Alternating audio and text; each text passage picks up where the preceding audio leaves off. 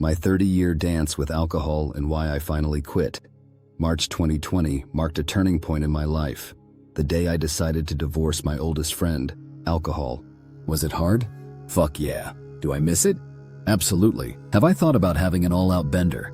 Of course I have. But this isn't a story about perfection, it's about progress. The early days. Picture this.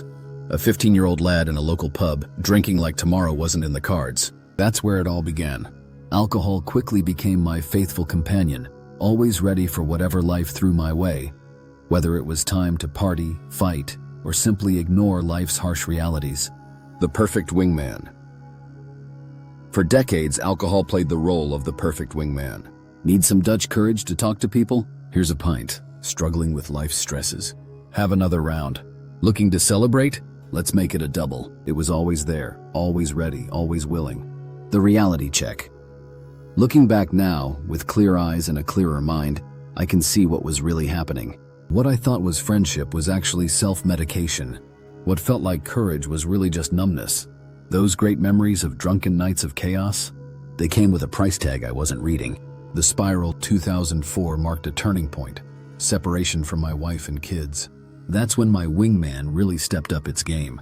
Every wrong turn, every painful moment, there it was, saying hello, with the promise of temporary relief. What started as occasional comfort became a constant companion. The more life pushed, the more I pulled that bottle closer. Looking back, I can see how alcohol wasn't helping. It was just muffling the pain while adding to the pile of things I'd eventually have to face. The dark search for peace.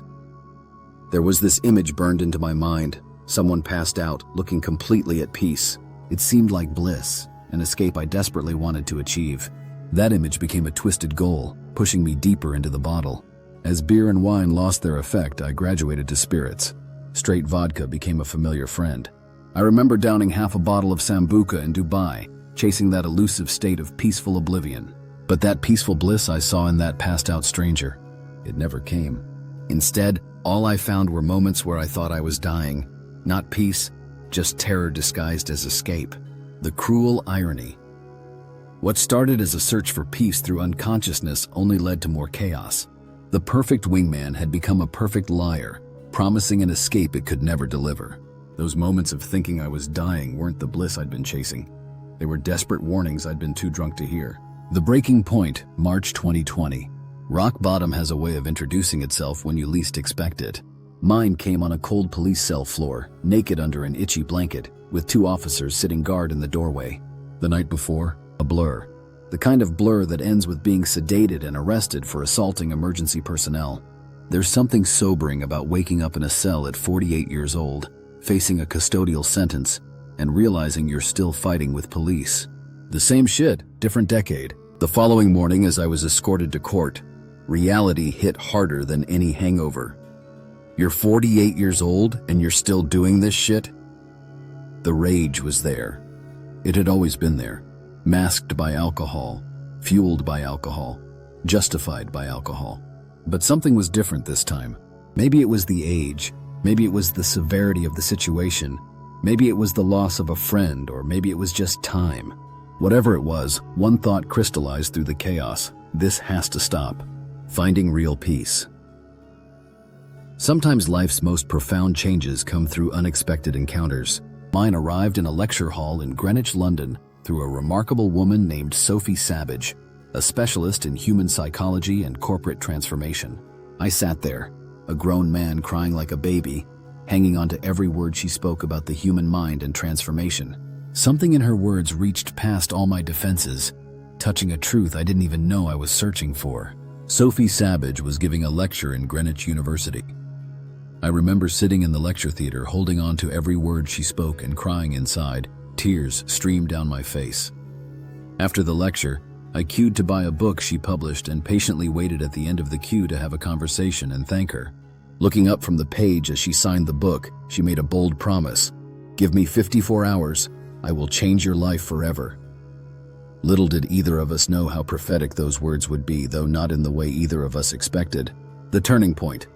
I asked her, "Why 54 hours? As Tony Robbins couldn't change me, he was given thousands?" I laughed at Sophie, wearing my resistance-like armor. After all, I'd spent years chasing transformation through retreats, workshops, and courses. I was an expert at being the unchangeable one, wearing my stubbornness like a badge of honor. Then came the inevitable question: how much? Because there's always a catch, right? There's always an upsell, always someone trying to profit from your pain. I spent thousands chasing this magic cup of transformation. But this was different. Something in Sophie's presence and her quiet confidence cut through my cynicism. For the first time in years of seeking change, I wasn't being sold a miracle cure or a quick fix. Instead of pushing back against my resistance, she simply held space for the possibility of transformation. The strangest part? I found myself booking the workshop before my defensive mind could talk me out of it. Maybe it was desperation. Maybe it was intuition. Maybe it was just time. Whatever it was, something in me recognized what my conscious mind wasn't ready to admit: that sometimes the most powerful changes come when we stop fighting so hard against them. Wake-up call. A week after her 54-hour workshop, I found myself making a very different kind of phone call. Fresh from court, facing potential prison time in the future. "Sophie, I got drunk, got arrested, and now I'm facing a prison sentence," I confessed. Her gasp was followed by words that would become my lifeline. "Clive, I forgot to tell you at the end of the course, you cannot drink. This work I shared is a journey. When you deal with your emotions and feelings, it's like peeling an onion. The crap resides between the layers, and you need to ensure you have a clear mind. You cannot avoid and distract from those feelings." That was it, the missing piece. All the transformation work, all the psychological insights, all the personal growth, it needed a clear mind to take root. Alcohol wasn't just a social habit or a coping mechanism. It was a barrier between me and real healing, the true path. Through Sophie's teachings, I discovered a different kind of peace, one built on understanding the delicate dance between mind, body, spirit, and energy. She taught me how to regulate and manage my mental fitness and well-being without numbing agents. It wasn't about escaping feelings, but about moving through them, understanding them, learning from them. Today, as I continue this journey of mental fitness and well-being, I carry Sophie's wisdom with me. Though she's no longer with us, her impact lives on in every clear-headed decision, every emotional breakthrough, and every moment of genuine peace I experience. Big love and eternal thanks to the woman who saved me by teaching me to save myself. The journey continues. Today, nearly 5 years sober, I find myself walking a path that Sophie helped illuminate. Her teachings, based on moretolife.org, weren't just about staying sober. They were about living fully, feeling deeply, and understanding the intricate connection between mind, body, and spirit. I've transformed from someone seeking oblivion in a bottle to someone helping others find their own path to clarity. What I've learned. Emotions aren't enemies to be drowned.